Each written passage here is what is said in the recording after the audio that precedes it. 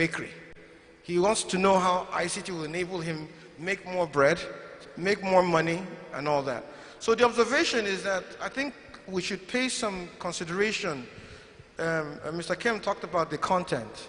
I want to expand on what he said to let it more be reflective of the society. The training should reflect how can ICT help stimulate the society. Not everybody needs to be a network engineer or a cyber engineer, no. The vast majority of people cannot be that.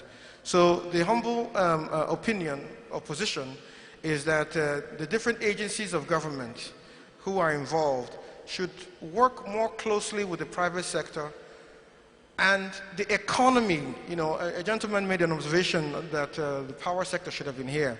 This meeting has been going on for some time, for years, and I think we should expand the stakeholders who come, especially when we now refer that our parent ministry is the digital economy, which cuts across everywhere. So if we can get everybody around the table, then maybe we can come up with content that would empower that tailor, that, you know, whoever, that agri person, to be able to understand what ICT means to them to help them grow their business. So just an observation and a position. Thank you. Thank you very much. Yes. Yes.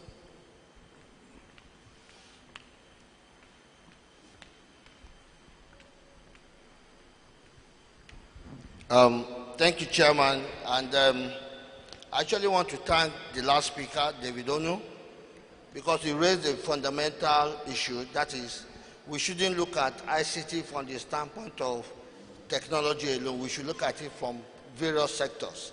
I think that is very important.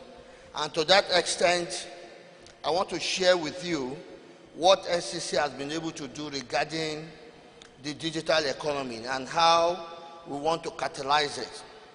Number one, we have created a full-fledged department now, other than what we used to have, which is just a unit of digital economy. We now have a department of digital economy, which came immediately after the name of the ministry change from Ministry of Communication and Infrastructure to Ministry of Communication and Digital Economy. And to that extent, we immediately reviewed our strategic management plan, which was launched this year.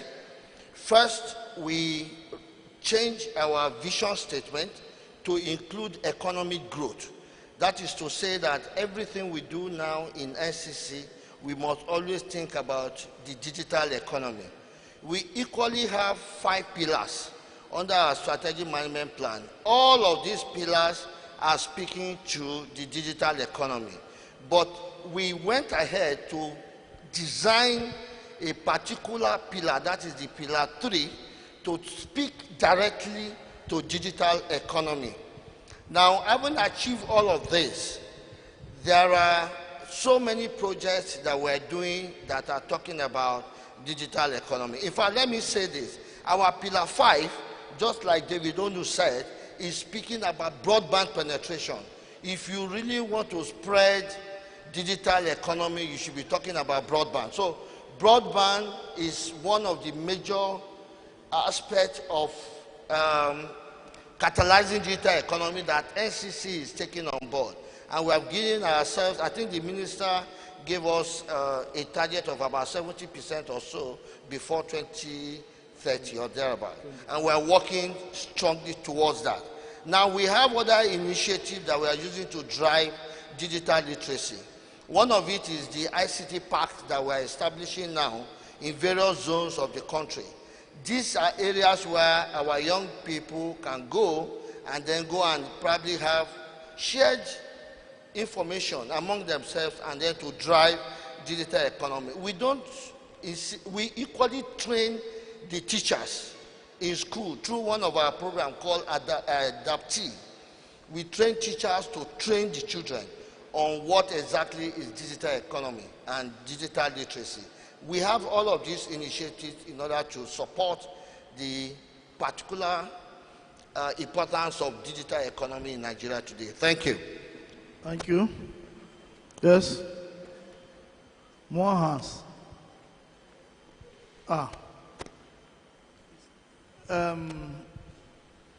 Yes, you can speak. After that, we take Niger State or Ogun State. Okay. Okay, so thank you, sir. This is also very quick information. There's a talk about ICT being an enabler, and I took information from that concerning Ncde, but I want to respond quickly to say Ncde doesn't just see ICT as an enabler, it sees ICT as a business partner. It's gone just beyond enabling, and that's to assure the gentleman, my friend, Dr. David Onu, that what Ncde is doing is in that direction. Its new vision actually talks about Nigerians adopting and deriving value at whatever level from digital technology. So it will improve their lives, definitely, not as an enabler, but as a partner, business partner. Which was the point I was trying to make when I was raising my protest to NCC on the fact that they were excluding my own place, because I said I talked of selling my oranges. So it's not as if you are going to sell oranges inside computer. No, you have to sell through a platform, right? Yes, madam. Can you give it here? It's here. Ogun State.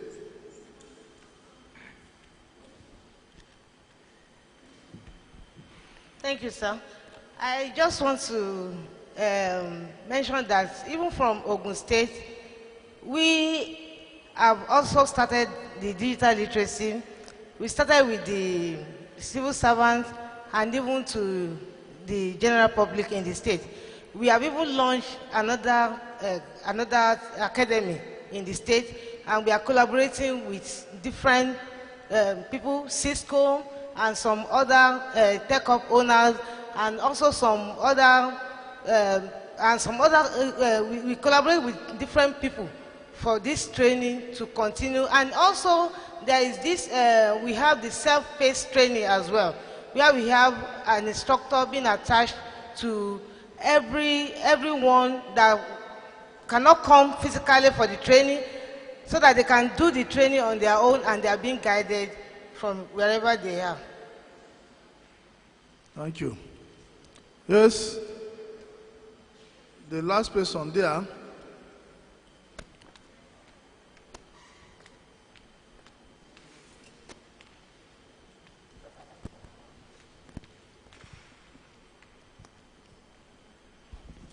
Thank you, Mr. Chairman. I just want to call the attention of this council to two different things. The digital economy we are all talking about, and the digital literacy. By next year, GSM will be 20 years in Nigeria. I mean GSM mobile phone. And we as a country cannot boast of a two or one company that assembly or copy this whole in our country. And we are talking about digital economy. You know how many mobile phones produced daily by Techno, Samsung, and other manufacturers, which are imported to our country. In terms of digital economy, I think the ministry has a lot of assignment to do, not by training the civil servants alone, but the core technicians and other hardware, the hardware and the software technicians ought to be properly trained in our land here in order to develop locally made devices. We should not rely on the imported and finished goods from other countries. In terms of the digital literacy, I believe the civil servants are well trained in that regard, but it's not impacted the other sector of the economy, like the people in the artisans and the market women and all of that. They are not even aware of anything called digital literacy because the government are not so closer to them. Thank you very much. Thank you. Yes, at the back.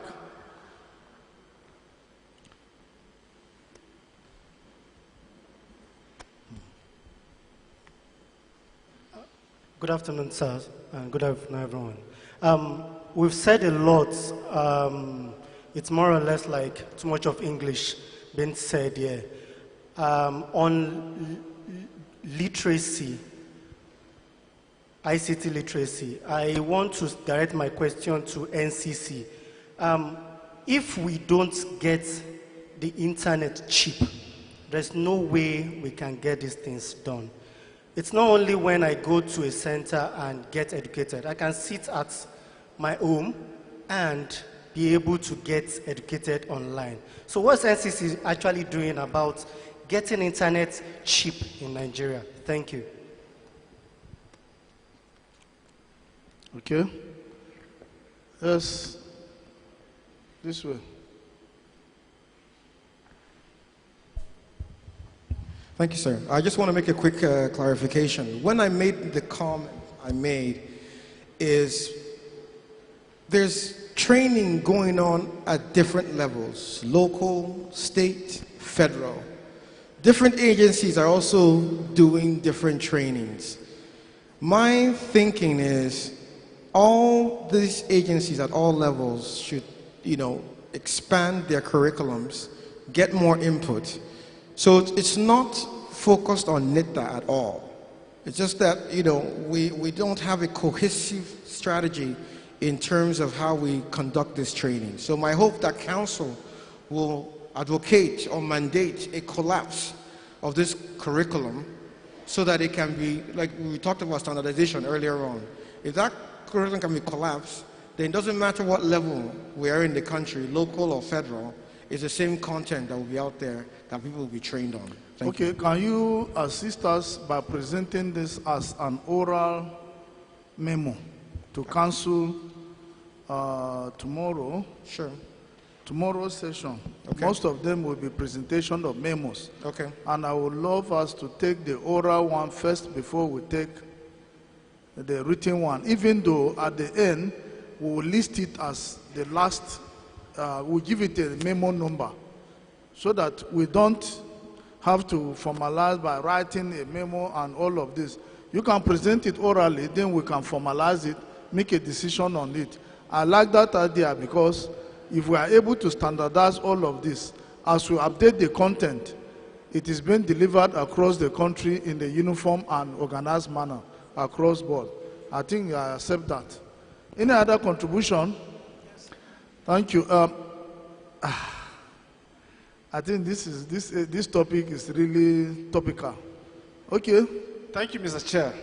I just want to support the last speaker, and I think really this issue of information literacy or digital literacy, we need to get the Ministry of Education, UPEP, involved in this thing. It's not about IT. It's about making even the population to be digitally enabled, to actively participate in the enabling or in emerging economy. So one of the focus we saw is that a lot of NGOs are doing all sorts of training to empower the people at the lower cadre. But maybe what is happening from the agencies we have is actually focusing on ICT. So I think we need to open up these SPV to ensure that Ministry of Education, UPEP, and other literacy agencies of government also come on the board so that they'll be able to penetrate this digital literacy to the desired level. Thank you. Okay, thank you. I'm aware that the curriculum for schools will collaborate with the Ministry of Education in respect to that. The only challenge really is that even amongst the states, they are operating at different levels. You find some states, the government takes it upon itself to deliver books and other items needed in primary schools to them and even secondary schools to them. In other states, parents are asked to go and buy these items from the market. And this is the challenge that we have in implementation of this. I think those ones are already being standardized. Maybe there is need to put in a mechanism that will enable us review this curriculum over the time so that it remains relevant. The big challenge is actually taking on Nigerians that are not in any formal sector. Because for the SMEs, we have a method by which we can reach them and also train them by collaborating with the various associations such as cooperative society and so on in states. But the people that are not found directly in any of this, such as farmers and so on, it becomes a little bit challenging, particularly where their level of education is at various levels. How do you handle things like that? How do you handle such disparities between the two extremes?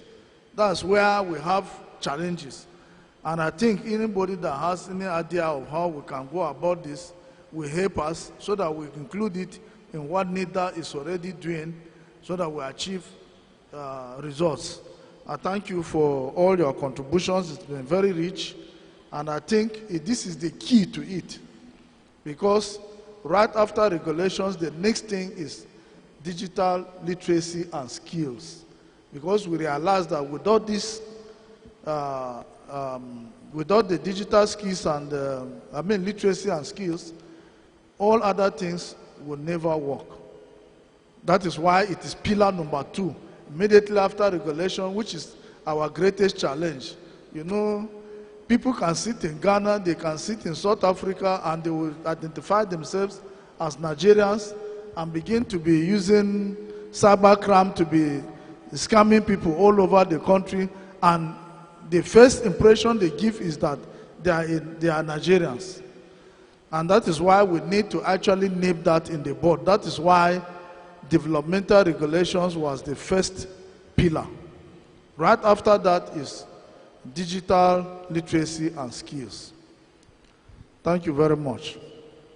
Item number 11, which is a memo presented by Bauchi State. Bauchi State, are you here? They are not here yet. This is a request for sustainability of integrated financial management information system and human resources management information, licensing support, and establishment of disaster recovery center and ICT center for youth training on digital innovations. And they were asked to collaborate with NCCde to achieve this. I don't know whether Bauchi State are not here. Can NCCde tell us anything, whether they were able to achieve this? NCCde?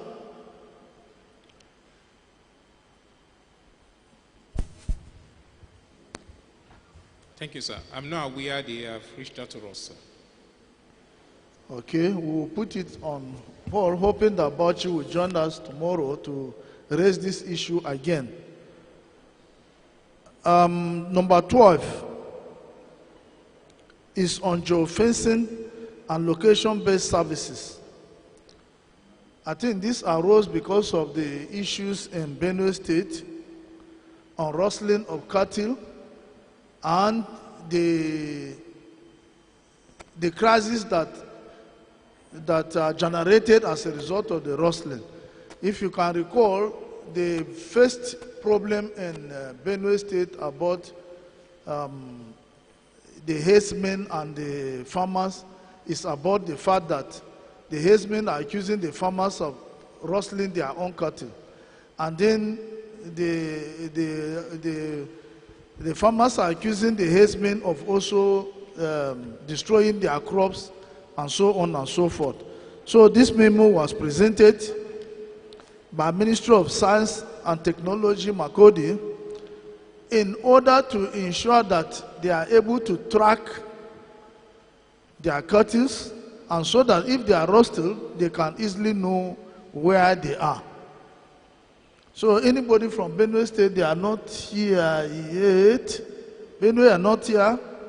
NCCde, can you tell us something about it? They also requested that this be linked to NCCde because our infrastructure are yet to cover everywhere in that place. But with satellite, they will be able to do the tracking. Yes, NCCde. Thank you, sir.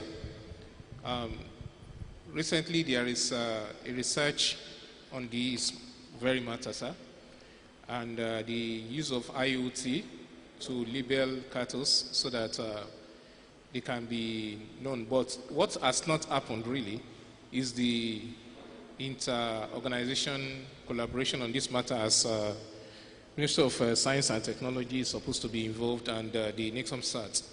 That has not happened. What is happening currently is an effort in Ncde on this particular matter, on how to tag cattle so that we can know the location of the animals and they can be trapped appropriately, sir.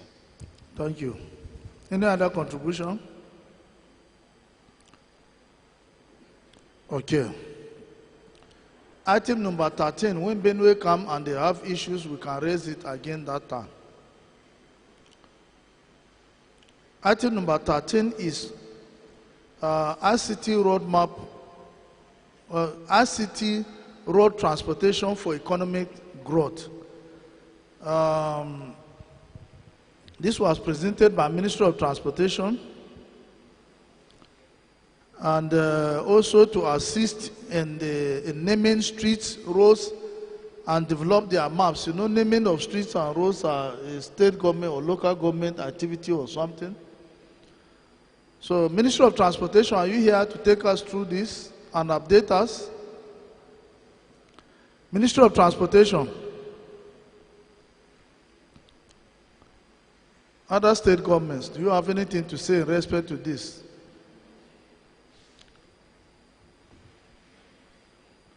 I thought I saw Zamfara State here. They are not here. Yes? Thank you, sir.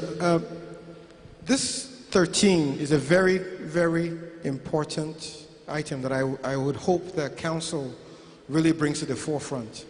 And the reason why I want to make a comment on this is that this is not a singular government activity. It's not a state government. It's a multi-stakeholder activity. I looked at the list. I didn't see road safety's name here. I didn't see works and housing, the works. So my humble suggestion or appeal to Council is to bring this out and make it more of a central conversation, not just a Ministry of Transportation conversation with the states. There's need to have a common standard, first of all, with respect to what are those ICT tools that we're trying to implement. The issue of addressing is a little bit beyond just naming a street. We have to have location mapping, GIS mapping to it. So, and I know NIPOST, did a lot of work with respect to having a national addressing plan. So I think it's a multi-stakeholder effort that I would appeal to Council to set up a group or a subcommittee that comprises all the identified stakeholders to come up with a common plan framework that can actually make this.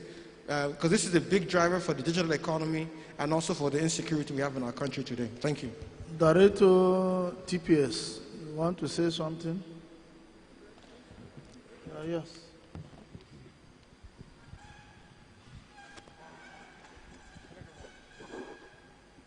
Thank you, Chair. Yes,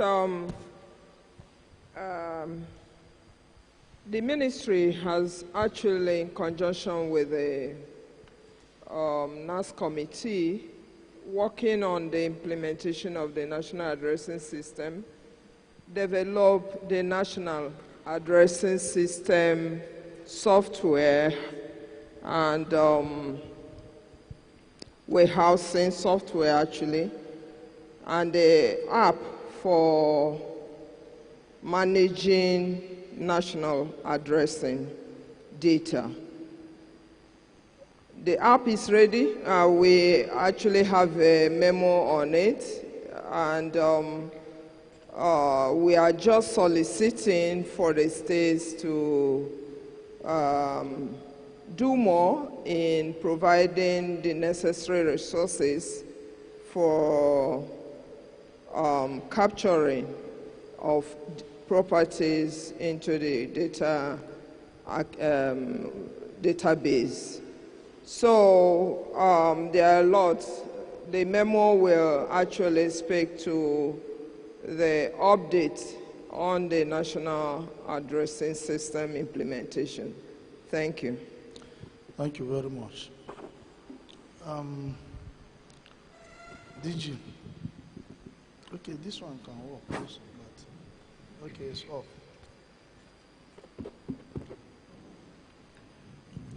Thank you, Mr. Chairman. On this matter of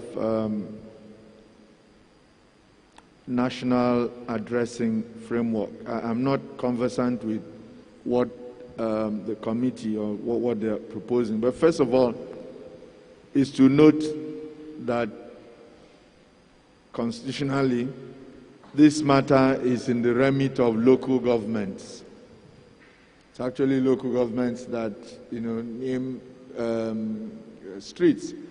Sometimes, because states tend to dominate the local government, sometimes they whatever, but it's a local. Even when a governor wants to rename a street, where it's to be done properly, or it has to get the local government to give effect to it. But I believe that this is now not a matter of like urge. It's not. It needs to. This council needs to take a position that is stronger than urging. First of all, street naming and it's just in today's modern world. It's an imperative. It's no longer something to be left to whatever. So perhaps it's something that the National Assembly can consider, legislating, making it mandatory. And also, as happens in other countries, we need to tighten the process for changing names of streets. Today now, the truth is what happens is, if I have money, I can go and see the local government people, and they will overnight change the name of another street and put my name there. Just like that. Names, in many of our cities, we've lost the history behind those names. I used to live on a long street in Lagos. One day we woke up, somebody who moved in the other half of the street had gone to the local government and paid for half of the street to be named after him. So at the middle of the street, they put a new signboard. So half of the street now had another name. The other half had the old name. Meanwhile, people's whatever. So you have these kinds of this thing all over. And now that we're having, this navigation systems or whatever, even in our east and this, you can't just willy-nilly be changing names of whatever like that. So this thing needs some order, needs to come into this space, and maybe they should consider a constitutional amendment that takes that thing away from local governments and puts it maybe in states, so it can be better, handled and define a process. In other countries, if you want to change the name of a street, the community has to be consulted. They have to be listened. There are clear criteria for doing so. Today, it doesn't happen in our country. Okay, thank you, DG. I actually know, well, the national addressing system consists of federal, states, and the local governments, in line with the constitutional, under the chairmanship of the vice president. The reason the federal government took interest in it is, for sometimes these were left in the hands of the states and the local governments, but they were not able to organize themselves. And federal government thought, if they keep waiting, we may wait endlessly. So a decision was made at National Executive Council to set up this national addressing system. And it consists of all the 3 tiers of government, with each taking responsibility for that aspect that affects it constitutionally. Because the states, the local governments are under the states, they had to bring in the states in order to coordinate the local governments that are under the states. So the council is properly constituted now, and they have done a lot of work. Actually, just as she said, just as the director stated, they have developed an app that enables them to have a code for each street. And whatever name you have for the street today, even if it changes tomorrow, the old name will remain, and the additional name will still be captured in the manner that the additional name or whatever new name is given to that street will continue to be the one that will be in use, but the code will remain fixed forever. So that anytime you enter the correct geolocation for that particular code, it takes you straight to that identifiable street. We realize that it is issue about revenue. You know, there is this concept now that every government should improve their own revenue. If you take away street naming from local governments again, their revenue is likely to drop substantially, and I'm sure they will fight back. And some members in National Assembly can actually lose their seat as a result of something like that. But the position is that the software that was developed, as demonstrated to me, you know, I'm not computer literate so much, but I'm trying, is very robust, to the extent that the margin of error is less than 1 meter, actually. Less than 1 meter. It's less than 1 meter. Eh? Is it meter or foot? Feet. Meter. It's less than 1 meter. That's something like the size of, just something like this. The level of error. That is, if I'm located here, it can say I'm located here. That is as much as it can do. And anybody that is located at that point is sufficient enough for us to track it, to track that particular item to that very spot. So it's very robust. It's very robust. It's unfortunate that federal government has to be spending money on it. It's in our capital. We have to be spending money on it. Otherwise, we would have not reached where we are now. We are at the point of deploying to all the states of the federation and all the local government, 774 local government areas. And we are seeking to get funding from agencies that normally utilize this for their own purpose. For instance, the bankers committee would like to fund part of our own activities because they will now know who are the people borrowing money from them. For now, they are not able to give loan to almost everybody because they don't even know where that address you are writing is located. But as soon as we are able to do this, just like the BVN, we will now be able to identify everybody up to his own home. And we are collaborating with ANIC. We are collaborating with Population Commission. They are also part of us. And so many things that they have done on area, is it, what do you call it? EAD, area demarcation, what do they call they are on this this delineation that Population Commission are doing now.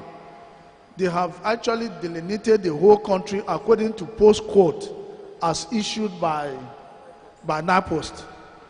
And then using those postcodes, there will be no need for ANIC in future to embark on a registration of voters. There will be no need for that, because once you are captured by national population and then verified by Nccde, then once you are 18, it will indicate on your data that you are already 18 years. So you are free to go ahead and do your voting. That is why we are asking ANIC key into the platform that enables us now to upgrade our electoral process to the electronic platform. And it is easy to do because this technology is not only available, but is verified to be effective as found in India. And also, if you noticed, the election in Ido and Ondo, going to court is not as easy as it used to be. Because as soon as the election were declared at the polling booth, it was uploaded on the server. So waiting for the electoral materials on the way to hijack them and tear them or turn the results and so on was rendered ineffective. And that is the use of the power of technology, which we are all talking about. We intend to deploy this for the purpose of geolocation and addressing system across the country. Because I remember sometime in 2005, it was Ministry of Finance that actually sponsored me for a course when we were doing this, when we were conceiving GFMS. I was then the head of the team. I was sponsored to London and I forgot my address in my drawer. I dropped in the airport. They allowed me to, at the, what do you call it? The immigration point, they allowed me to go. When they saw the course and so on, they allowed me to go. Then the taxi picked me. I tried to recall the name, then I gave a name. The guy punched it on this machine, on this app, and then we went somewhere. When we got there, I couldn't locate where I had already booked. When we went around after about 4 hours, it's like I have to go and sleep anywhere. Then something said, why don't you call your house? So I called my wife and I said she should pull the drawer and bring out and read out the address. Immediately he read it out. As I was talking loud, the taxi-man was already entering the information. Then he said, okay, I know the place. Let's go, let's go. I just dropped a hand up. Immediately I arrived there. You know, one, I booked as an African going to that place. The receptionist came on and said, it's you I've been waiting for. I'm supposed to have closed. It's you I've been waiting for. Here is your key. And I was so excited. Here in Nigeria, when they took me from the airport to my hotel, I didn't, if they asked me to go back to the airport, no, zero. You get it? And that is why we need this. And we need it urgently. My own commitment in Ministry of Communications is that I need to deliver this before I leave. And I'm working very hard to make sure that it is delivered. So I thank you so much for that. We'll work on it. Number 14. Okay, just a little thing about this Ministry of Transportation. I don't know whether I wanted to attend their council meeting this year, but I have many events. I may have to send something there. They are yet to code. I don't know whether they have coded their roads. This is for our general information. Every road in every country that I go to are coded, which means a vehicle of a particular tonnage cannot follow particular roads. But here in Nigeria, every vehicle can go to anywhere. I think we need to stop all of those. Once you reach a local government headquarters, there is no need for a trailer to move from the local government into the interior of the local governments and start destroying state roads they should use lighter vehicles to ship these things to their destination. That is what I'm advocating for. Because our bridges are collapsing, our roads are collapsing, you finish building them within 1 year, they are back to square one. I think we can't continue in this way. And all these narrow gauge rail lines should be our priority in developing them first before we go to all these standard gauge. So that if we can do haulage using all of this narrow gauge, then we can save a lot on our roads. So that when we save money on our roads, they will last longer. I think that I want to say that if I'm not able to present the memo, many of us here should think of presenting the memo so that Ministry of Works and Housing and also Transportation can adopt it in ensuring that we save our roads and save money for other developmental projects, particularly on the Mambela Hydro project, which is in the center of my heart. Thank you very much for supporting me. Number 14, adopting the postal network as an e-fulfillment center. I think we have already discussed this, right? Yes, so we move to number 15. No, we have not. Anybody saying something? We have already discussed this. It's exactly what we are talking about in the addressing system. All I need to say is that an app has been developed. We are doing the costing to know how much it will cost us. The bankers committee are willing to support us. CBN are willing to support us. Even inland revenue, because for purpose of taxation, you need to know the location of the person you are taxing. So all of this, they are willing to give us a support. Yeah? It's different. E-fulfillment. The need for a framework to ensure implementation of PAV to be put in place. NAPO should facilitate the collaboration between NCDE, NCC, Nccde, GBC, and NIPOST to establish a framework to ensure a standardized e-fulfillment center. And NIPOST offices across the states should serve as Bureau de Change. I think it should be citizen center, not just Bureau de Change.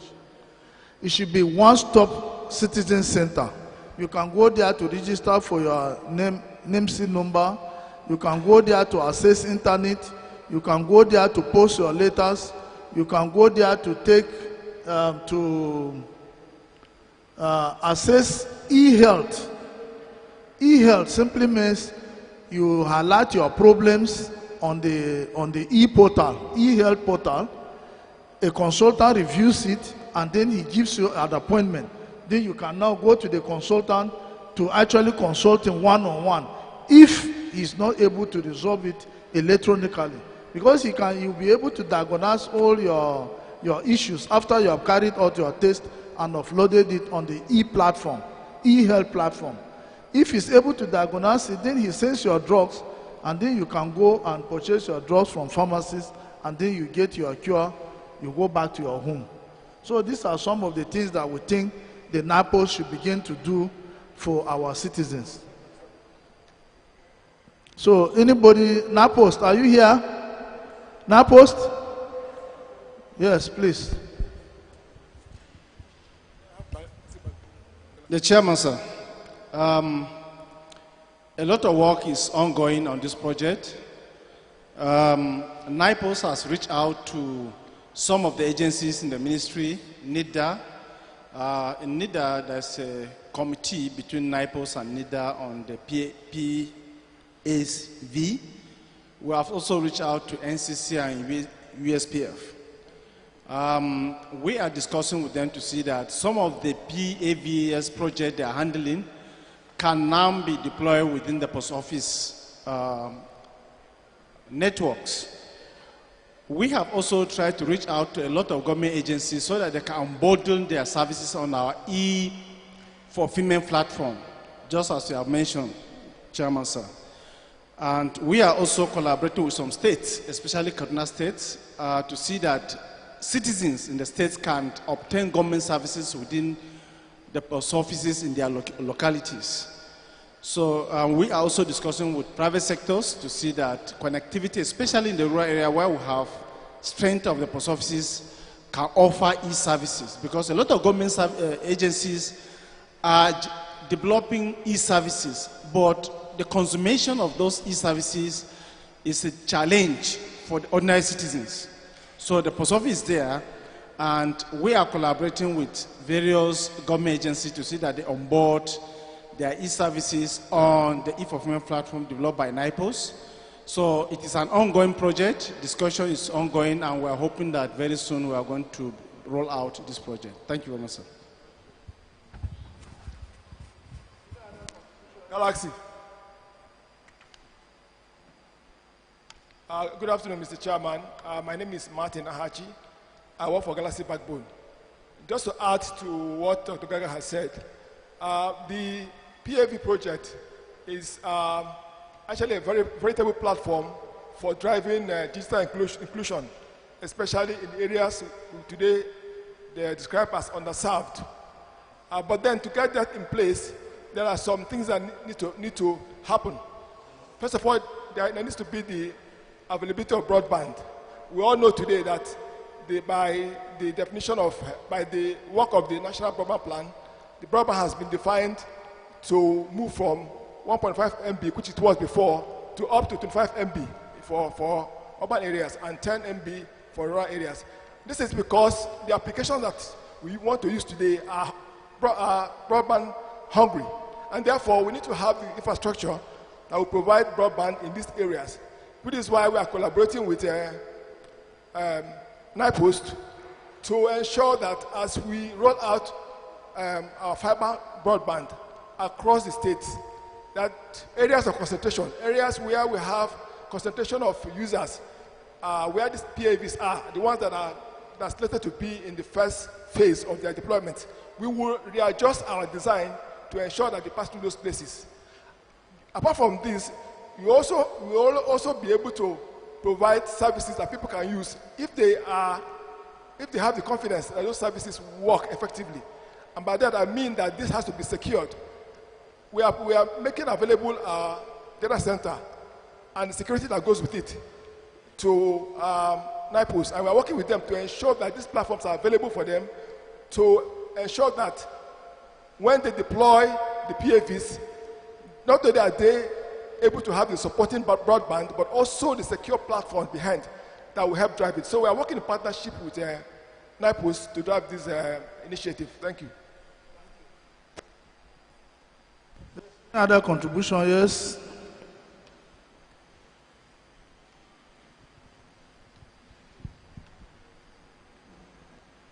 Chairman, sir, I think we need to commend the effort of all of these agencies involved in this project. But sincerely, this project is taking so long. I was a committee that was set up by the ministry as an assistant director. Chairman, sir, today I'm a director of more than 4 or 5 years. The basic thing for this project is not all this fiber. You can't wait for fiber forever. There are missions of technology. We have the ComSat is there. Wherever you are in this country, satellite will reach you. So you cannot wait for the fiber. Fiber is sustainable, we understand. I think what the post office, the NIPOS needs to do, first of all, is just designate a place, maybe a room or 2 rooms, and tell all of these agents, all of these agencies that are supposed to complement the infrastructure in terms of computer, in terms of bandwidth connectivity. Finish.